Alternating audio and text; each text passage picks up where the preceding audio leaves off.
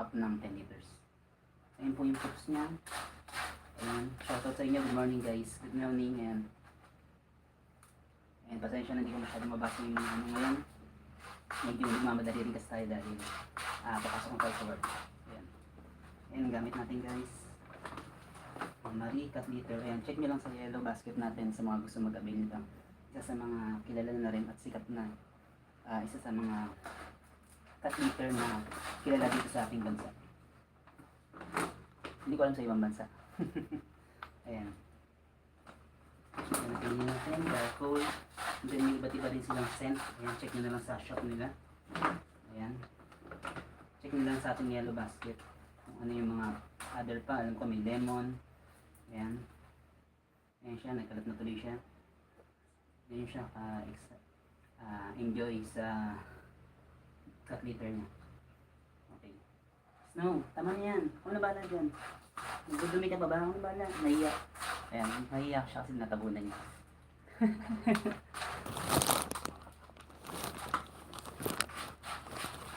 Okay. Okay, wait lang. At kukuhanin ko lang yung pang-clamp para madampot na natin agad. Snow.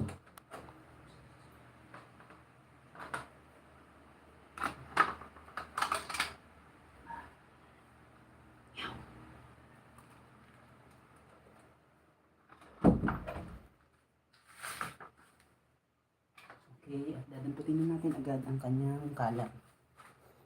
Ayan.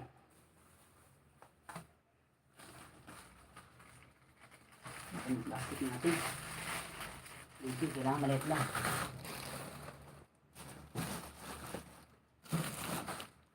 Okay guys, ito ako Shopee, baka na ano, mamaya, ano mo na naman ako, ito.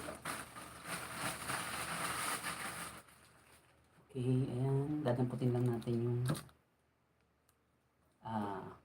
first ano niya, dahil dinamay niya agad, kuhanin na natin agad nandito pa tayo.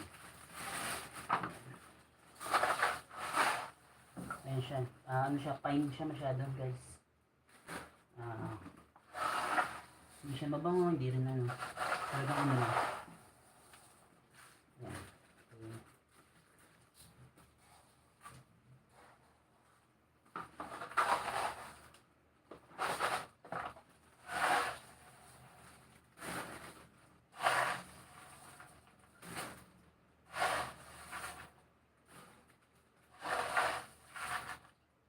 Okay, yung gamit natin guys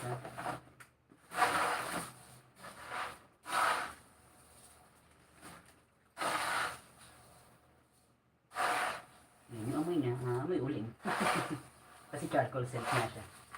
Na hindi naman ganun ka, hindi tayo naghanap ng amoy na mabango. Kasi nga charcoal nga siya. Basta ang andito ay, yun na, na-eliminate na yung bad odor. Dahil nga sa charcoal, yung ano niya, scent or charcoal yung type ng cut liter niya. Ayan. Okay. Medyo nagmamadali tayo ngayon guys dahil papasok pa tayo sa work. Ayan, ito yung okay.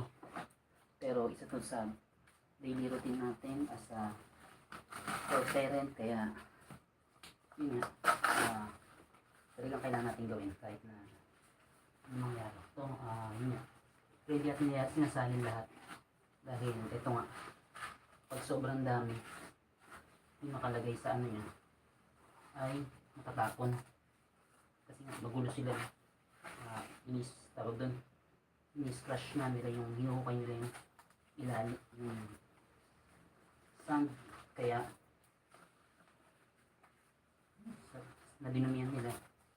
Ayan, sa ako na palinisin ng todo dahil tayo ay papasok na sa work. Ayan.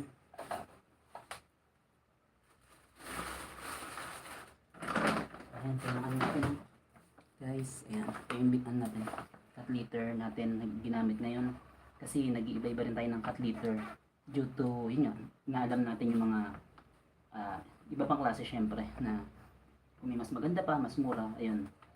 Kaya iba't iba yung mga product natin dito dahil naghahanap tayo ng mga best talaga na cut essentials